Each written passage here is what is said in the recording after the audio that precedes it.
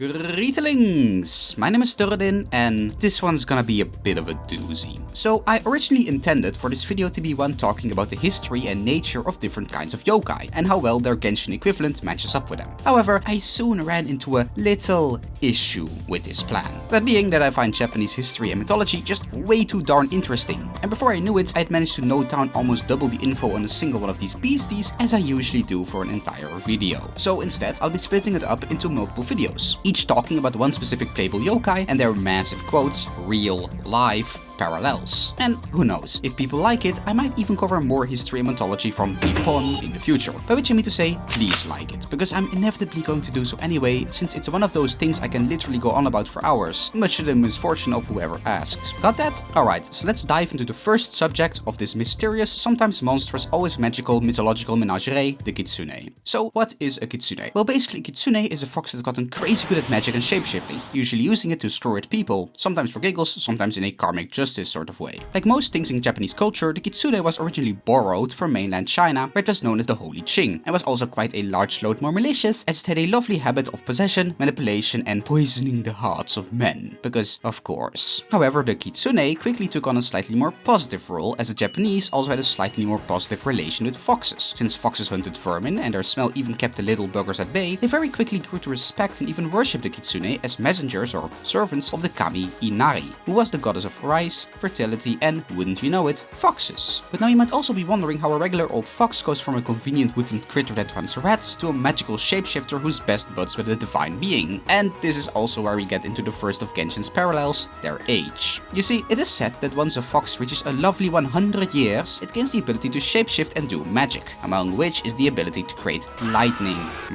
With their number of tails showing their age, wisdom, and overall strength up to a maximum of 9 tails, whereupon their fur turns white or golden, and they gain divine powers and wisdom, which is also showcased in Genshin, as while there are a load of Kitsune, not all of them are of a magical sort like Yai or the Kitsune Saigu, but most just basically being regular animals. And while according to Yai there are different grades of Kitsune that determine their abilities, one could also speculate that just like with real life Kitsune, you move up those grades with age. With the non-magical critters you can forcibly locate to your teapot at the bottom, a 5-tailed fox like Yai above that, and a white-furred Kitsune like Saigu all the way at the top. And what's also very interesting is that while Kitsune in myth are shown as being servants of the divine, the two we've seen in-game are both affiliated or in charge of the Narukami Shrine, aka in service of local Archon girl boss extraordinaire A. Not to mention that one of the ways to win a Kitsune's favor is by leaving a piece of fried tofu as an offering at your local shrine, which may or may not remind you of a certain someone's favorite food. And once this favor is won, it is said that Kitsune are incredibly loyal,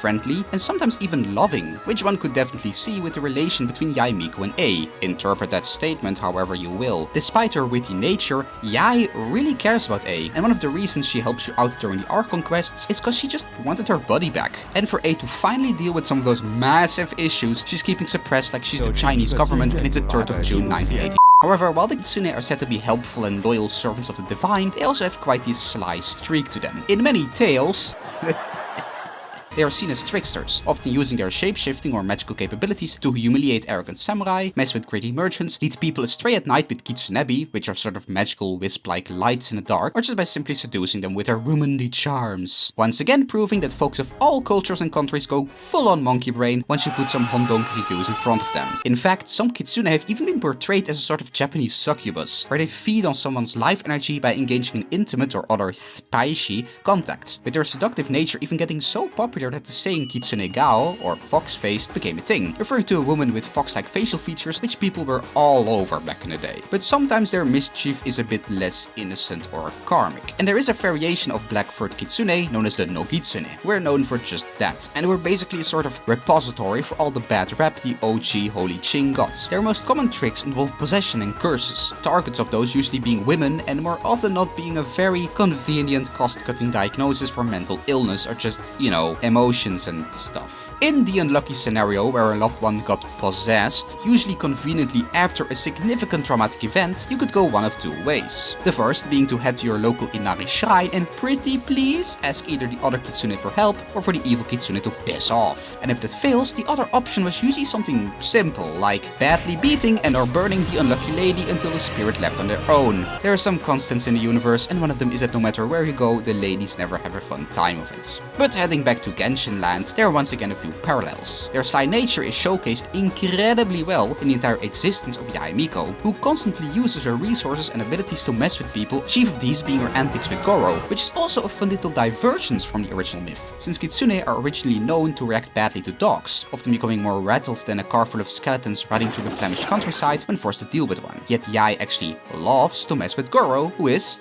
that's right, Kokomi's little lapdog. And as for their seductive nature, different subject. Though while Yae can be quite trickish and screw with Kokomi's boy toy in more ways than one, she or the other Kitsune are never seen doing anything so crazy as possession or outright malicious behavior. Or are they? Because you see, if you play Yae's story quest, you eventually have a run-in with quite the ancient Kitsune known as Urakusai, who, what do you know, actually possesses the Traveler. Steve if you're lame and maidenless, Lumine if you're cool and also touch plenty of grace. And though it isn't for any harmful reasons, it is used by him and Yae to screw with Paimon for giggles, which is probably the most Kitsune thing they could have ever physically done. Which brings us to that final question. Does Genshin do Kitsune well, and is Yae Miko a good Kitsune? Short answer, yes. Long answer, yeah.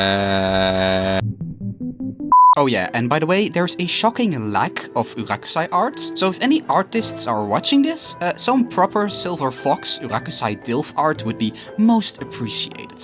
Okay, bye.